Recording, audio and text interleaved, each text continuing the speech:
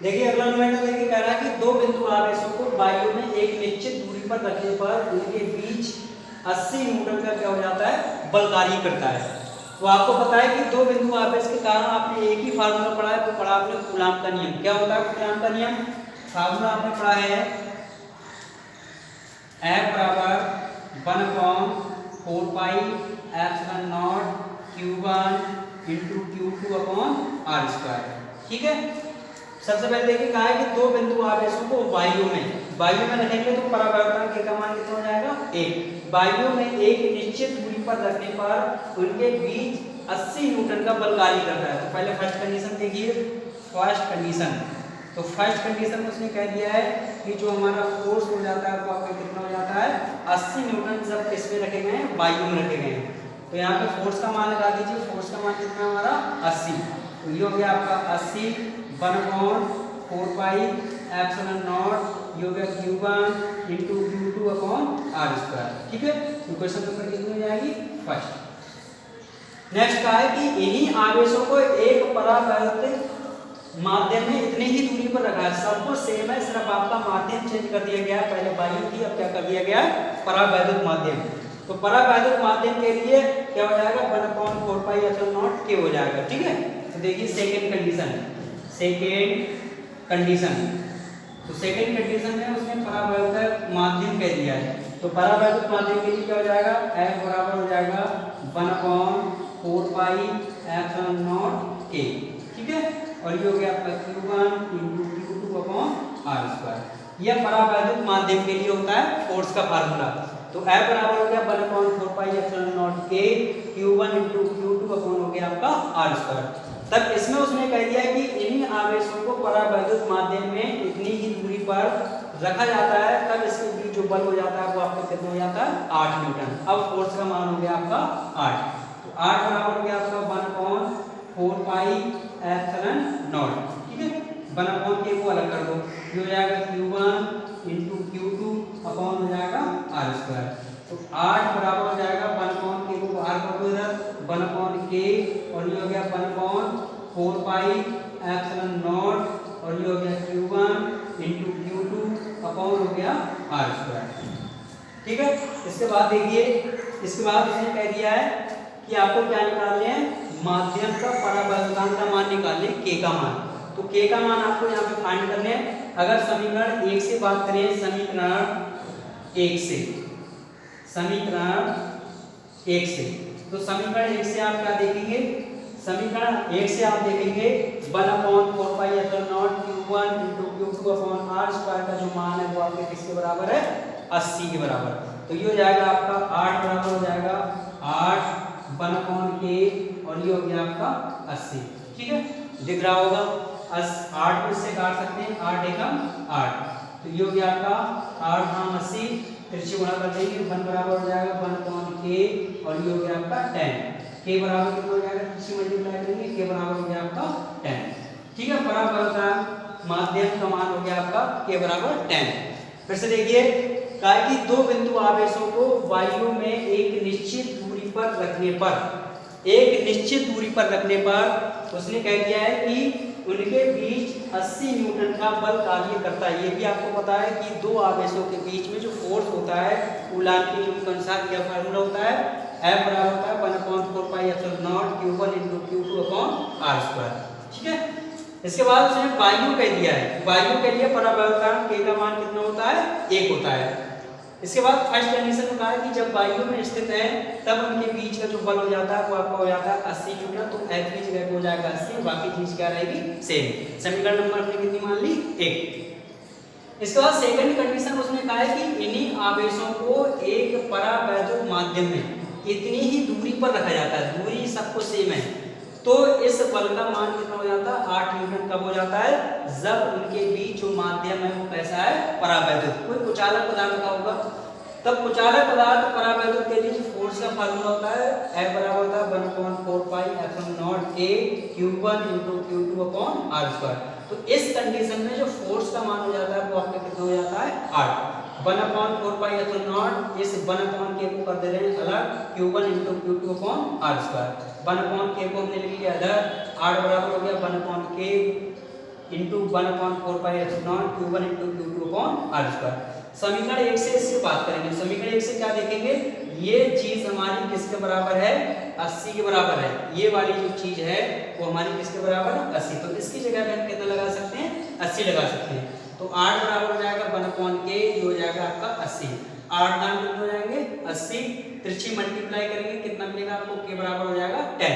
तो परावैद्युत माध्यम का मान हो जाएगा वो आपका कितना हो जाएगा, परावैद्युतांक का। देखिए 17 लिखिए, करा है कि 500 न्यूटन प्रति कूलाम के वैद्युत क्षेत्र में, ये किसका मान हो गया, वैद्युत क्षेत्र का 500 न्यूटन प्रति कूलाम।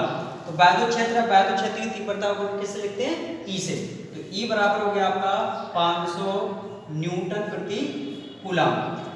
500 न्यूटन प्रति कूलाम के वैद्युत क्षेत्र में 10⁻⁴ सेंटीमीटर त्रिज्या दे रखी है आपको। त्रिज्या वो चाहे स्मॉल r से निकलो चाहे कैपिटल R से, कितनी आपकी 10⁻⁴ सेंटीमीटर। ठीक है, इसको आप मीटर बना लें 10⁻⁴, और 1 सेंटीमीटर कितने मीटर होते हैं, 10⁻² मीटर। ठीक है, कितना बनेगा 10⁻⁴ तो कितना हो जाएंगे -6। तो ये हो गया आपका कैपिटल R का मान 10⁻⁶ मीटर। इस बार नेक्स्ट का है कि पानी की एक बूंद स्वतंत्र रूप से वायु में लटकी है। पानी के बूंद के क्या निकालने हैं, आवेश निकालने हैं, मतलब Q का मान आपको क्या करने हैं, फाइंड करने हैं। फार्मूला आपने पढ़ा वैद्युत क्षेत्र की तीव्रता का क्या होता है, E बराबर होता है हमारा F/Q। ठीक है, तिरछी गुणा कर दो क्या मिल जाएगा आपका, F बराबर मिल जाएगा आपका QE। इक्वेशन नंबर कितनी हो जाएगी आपकी, फर्स्ट। इसके बाद आपने न्यूटन का सेकंड नियम पढ़ा है। न्यूटन का सेकंड नियम क्या होता है, F बराबर mg। ठीक है, इक्वेशन नंबर कितनी हो गई, सेकंड। इक्वेशन फर्स्ट और सेकंड से बात कीजिए, ये हो जाएगी आपकी समीकरण फर्स्ट व सेकंड से। तो फर्स्ट व सेकंड से आप क्या देखेंगे कि एक साइड हमारी कैसी है, बराबर, तो ये भी साइड कैसे हो जाएगी, बराबर। तो QE बराबर हो जाएगा हमारा mg। ठीक है, यहाँ से हमें आवेश निकालना है। Q बराबर कितना हो जाएगा आपका, mg अपॉन हो जाएगा आपका E। चूंकि हमारे पास तो द्रव्यमान तो है नहीं, द्रव्यमान नहीं है, आपने घनत्व का फार्मूला पढ़ा होगा, रो बराबर हमारा क्या होता है, m/b, मतलब द्रव्यमान बटे आयतन। यहाँ से हम m का मान निकालेंगे, क्या मिलेगा, m बराबर हमको मिलेगा b⁻। तो ये हो जाएगा आपका Q बराबर हो जाएगा आपका b⁻ इंटू g अपॉन हो गया आपका E। अब लगा दीजिए सभी का मान। अब चूंकि हमारे पास आयतन का भी मान नहीं है, जब आयतन का मान नहीं है, आप ये देखिए जो बूंद है वो कैसी हमारी होती है, गोल होती है। तो जो गोल होती है, गोले का आयतन कितना होता है हमारा, 4/3 पाई r की घात 3। तो यहाँ पे गोले का आयतन लगा दीजिए, b की जगह पे कितना 4/3 पाई r की घात 3। तो Q बराबर हो जाएगा हमारा 4/3 पाई r की घात 3, और ये तो हमारा चली गया रो, और ये हो गया आपका g अपॉन हो गया कितना, कैपिटल E। ठीक है, सबका मान लगा दो, 4/3 पाई का मान कितना होता है 3.14। इसके बाद आपका R का मान कितना देखा है हमारे पास, R का मान है 10⁻⁶, ये जाएगा 10⁻⁶ की घात 3। ठीक, इसके बाद रो होता है, पानी दे रखा है, पानी का जो घनत्व होता है कितना होता है हमारा 1000। तो ये हो जाएगा आपका 10 की घात 3। जी का मान चाहे 10 लगा दो चाहे लगा दो 9.8। ठीक है, अपॉन E का मान कितना है हमारे पास 500। तो E का मान हो गया आपका 500, 2 जीरो काट दो, यहाँ पे कितना रह जाएंगे, 1 जीरो रह जाएगा, 3 को नीचे उतार लो। Q बराबर हो जाएगा आपका 3.14, और ये हो गया 6×18, घातों की गुणा होती है 6×18, यहाँ पे रह गया आपके 10×10। ठीक है, अपॉन नीचे कितना बचा आपको, 3 को नीचे उतार लो, 3 गुणे हो गए आपके 5, इसकी मल्टीप्लाई कर लो। Q बराबर कितना हो जाएगा, 4 चौक 16, 4 एकम 4, 4 एक 5, और ये हो गया आपका 4 दिया 12, 12.56। 2 जीरो यहाँ से खत्म कर लो, कितने बचेंगे 10⁻⁻16। ठीक है, अपॉन 3 पंजे कितने हो गए 15। तो Q बराबर हो जाएगा आपका, भाग करो, ये हो जाएगा 0 लगाओ, पॉइंट लगाओ, 125 हो गए, और 15 अट्ठे 120, 15 अट्ठे 120, यहाँ पे बच्चे 5 हो गए 56, 15 3 45, लगभग 3 बार जाएगा, 10 की घात हो गए -16। ठीक है, पॉइंट उधर ले जा सकते हैं, उधर ले जाएंगे क्या मिलेगा Q बराबर हो जाएगा आपका 8.3 और गुणा 10 की घात कितना हो जाएंगे -17। आवेश का मात्रा क्या होता है? कूलम। ठीक है, तो जो बूंद पर आपका जो आवेश होगा वो हमारा कितना होगा 8.3 गुणा 10 की घात -17 कूलम। इस बार फिर से देखिए, कहा है कि 500 न्यूटन प्रति कूलाम के वैद्युत क्षेत्र में, तो वैद्युत क्षेत्र का मान दे रखा है आपको। वैद्युत क्षेत्र की तीव्रता को कैसे लिखते हैं? E से। E बराबर आपको दे रखा है 500 न्यूटन प्रति कूलाम। इसके बाद में कहा है 10 की घात -4 सेंटीमीटर त्रिज्या। त्रिज्या रखिए आपको, त्रिज्या चाहे कैपिटल R से ले चाहे स्मॉल r से। कितनी आपकी 10 की घात -4 सेंटीमीटर रखिए। मीटर बनाएंगे 10 की घात -2 से और मल्टीप्लाई कर लेंगे, -2 -4 कितने हो जाएंगे -6। इसके बाद उसने कहा है कि स्वतंत्र रूप से किसमें लटकी है? वायु में लटकी है। बूंद पर क्या निकालें? आवेश Q का मान यहाँ पर फाइंड कर रहे हैं। फालतू आपने पढ़ा वैद्युत क्षेत्र की तीव्रता का E बराबर कितना होता है? F/Q। तिरछी मल्टीप्लाई करेंगे F बराबर कितना मिलेगा? QU। इसके बाद न्यूटन का सेकंड में पढ़ा है F बराबर mg। समीकरण फर्स्ट बार 2 से तुलना करेंगे, एक साइड हमारी कैसी बराबर, तो ये भी साइड कैसे हो जाएगी? बराबर। यहाँ से हम Q का मान निकालेंगे, ये कहाँ पहुंचेगा? बटे। ठीक, m तो हमारे पास है नहीं, m का यहाँ पे मान लगा दें, कितना होता है? b-ρ, मतलब रो बराबर होता है m/v। तो ये हो जाएगा आपका b-ρ, तो Q बराबर हो जाएगा b-ρ g अपॉन हो गया आपका g। क्योंकि b भी हमारे पास नहीं है, जब b नहीं है तो आपको देखिए पानी के बूंद की बूंद हमारी कैसी होती है? गोल, और गोले का जो आयतन होता है वो कितना होता है? 4/3 πr/3। ठीक, इसके बाद इसका मान लगा दिया। पाई का मान होता है 3.14, आर का मान रखा है 10 की घात -6, क्यूब हो जाएगा। रो का मान कितना होता है? 1000। पानी का घनत्व होता है आपका 1000। इसके बाद जी का मान आप चाहे 9.8 लगा दीजिए, चाहे लगा दीजिए 10। ई का मान कितना है? 500। 2 0 से 2 0 कैंसिल हो जाए, कितना बचेगा? 1। ये हो जाएगा 10 × 10 और 6 की कितना हो गया? 18। घातों की क्या होती है? गुणा होती है। इसके बाद 3 हमारा क्या आ जाएगा? नीचे उतर के 3 पंजे कितने हो जाएंगे? 15। इससे मल्टीप्लाई करेंगे 12.56, भाग करेंगे कितना मिलेगा? 15 × 8 = 120। इसके बाद आपका यहाँ पे बचेगा 5, 56 हो जाएंगे, 15 × 3 = 45 लगभग, और 10 की घात होगा -16। चाहे यहाँ पर छोड़ सकते हैं, उधर पॉइंट ले जाएंगे तो एक जीरो हमारा यहाँ पर माइनस हो जाएगा। कितना हो जाएगा आपका? 10 की घात -17। तो बूंद पर जो आवेश का मान मिलेगा वो मिलेगा 8.3 × 10 की घात -17। देखिए अगला, देखिए इंपॉर्टेंट है। कह रहा है कि उस वैद्युत क्षेत्र की तीव्रता ज्ञात कीजिए। क्या निकालना है इसमें? वैद्युत क्षेत्र की तीव्रता आपको फाइंड करनी है इसमें। ठीक है, तो कहा है उस वैद्युत क्षेत्र की तीव्रता ज्ञात कीजिए जो 0.001 मिलीग्राम द्रव्यमान। ये किसका मान हो गया? द्रव्यमान का मान हो गया। द्रव्यमान को कैसे लिखते हैं? m से। कितना आपका? 0.001, कितना रखा है? मिलीग्राम। ठीक है, मिलीग्राम। ठीक है, इस मिलीग्राम को पहले आप किलोग्राम में बनाएंगे। 1 मिलीग्राम में कितने किलोग्राम होते हैं? 0.001, और 1 मिलीग्राम में होते हैं 10 की घात -6 किलोग्राम। ठीक है, इसका पान हटाओ, 1 2 3, 10 की पावर कितने हो जाएंगे? 3। इसको भी उठाओ ऊपर, तो m बराबर हो जाएगा 1। ये हो जाएगा 10 की घात -6, इसको ऊपर उठाएंगे काय हो जाएंगे? -3। ठीक है, -3 और -6 कितने हो जाएंगे? -9। m बराबर हो जाएगा आपका 10 की घात -9 किलोग्राम। ठीक है, ये द्रव्यमान आ गया। इसके बाद में कहा है कि द्रव्यमान की एक तेल की क्या है? बूंद है, जिस पर 3 इलेक्ट्रॉनिक क्या है? आवेश है। ये आपका आवेश का मान रखा है 3 इलेक्ट्रॉनिक। आवेश को हम कैसे लिखते हैं? Q से। तो 3 इलेक्ट्रॉनिक दे रखा है, मतलब 3e दे रखा है आपको, 3e। ठीक है, e का मान लगा दो। 3 गुणे e का मान कितना होता है? 1.6 गुणा 10 की घात -19 कूलम। ठीक है, 19 कूलम। इसके बाद Q का मान हमारा आ गया 3 गुणे 1.6 गुणा 10 की घात -19 कूलम। 3 इलेक्ट्रॉनिक आवेश को संतुलित कर सके, तो E का मान आपको फाइंड करने हैं। अभी आपने फार्मूला लगाया था, फार्मूला क्या होता है हमारा? E बराबर होता है हमारा F/Q। ठीक है, त्रिज्या गुणा करेंगे, कितना मिलेगा आपको? F बराबर हो जाएगा आपका QE। ठीक है, इक्वेशन नंबर कितनी हो गई आपकी? फर्स्ट। इसके बाद देखिए न्यूटन्स का आपने सेकंड नियम पढ़ा। न्यूटन्स का सेकंड नियम क्या होता है हमारा? F बराबर mg। इक्वेशन नंबर कितनी हो गई? सेकंड। इक्वेशन फर्स्ट व सेकंड से बात कीजिए।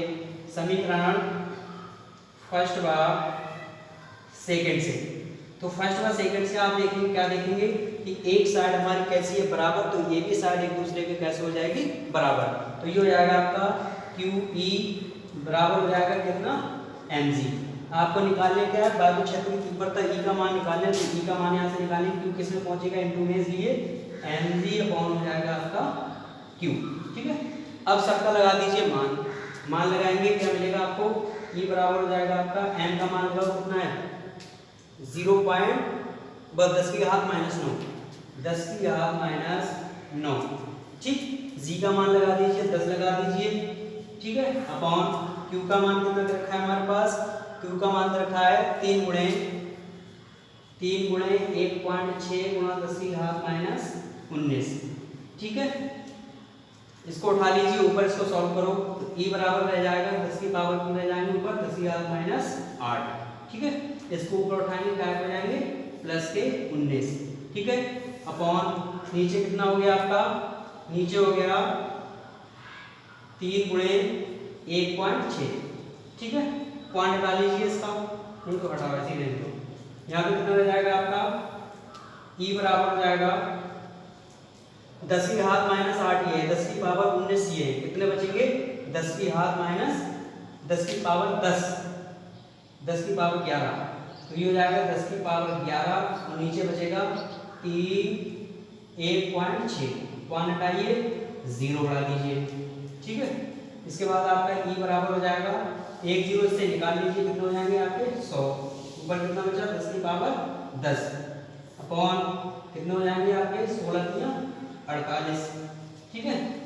4 से काट भी सकते हैं, 4 एकम 4 और 4 दूनी 8 और 25 चौका कितने हो जाएंगे 100, तो E बराबर हो जाएगा आपका 25/12 और ये हो गया 10 की पावर 10, ठीक है। E बराबर हो जाएगा, इसको भाग कर लीजिए कितना मिलेगा 12 दूनी 24, ठीक है। पॉइंट लगाइए कितने हो गए 10 नहीं जा रहा है 0 लगाओ कितने हो गए 100, ठीक है। 12 चौक कितने मतलब पर हो गए आपके 12 दूनी 24, एक बचा कितने हो गए 10 और फिर 0 लगाया कितने हो गए आपके 100, 12 पंजे 60, 12 छक 72, 12 सत्ते 84, 12 अट्ठे 96, तो ये हो गया आपका 2.08 गुणा 10 की पावर 10। मात्रा क्या होता है इसका न्यूटन प्रति कूलम या वोल्ट प्रति मीटर, वोल्ट प्रति मीटर, ठीक है। इसके बाद आपका चलेगा नेक्स्ट चैप्टर, फिर से देखिए पराबोल से वायु क्षेत्र की तीव्रता ज्ञात कीजिए, तो क्या आपको क्या निकालना है वायु क्षेत्र की तीव्रता E का मान निकालने है। इसके बाद में कहा है कि जो 0.001 मिलीग्राम द्रव्यमान को किससे लिखते हैं m से, m बराबर हो गया 0.001 मिलीग्राम, 1 मिलीग्राम में कितने किलोग्राम होते हैं 10 की घात -6 किलोग्राम। इसके बाद यहाँ से पॉइंट लाएंगे 1 2 3, 3 के पहले पॉइंट है 10 की पावर कितने हो जाएंगे 3, ऊपर उठाएंगे कितने हो जाएंगे -3, -6 -3 कितने हो जाएंगे -9, m बराबर हो गया 10 की घात -9 किलोग्राम। इसके बाद उसने कहा है कि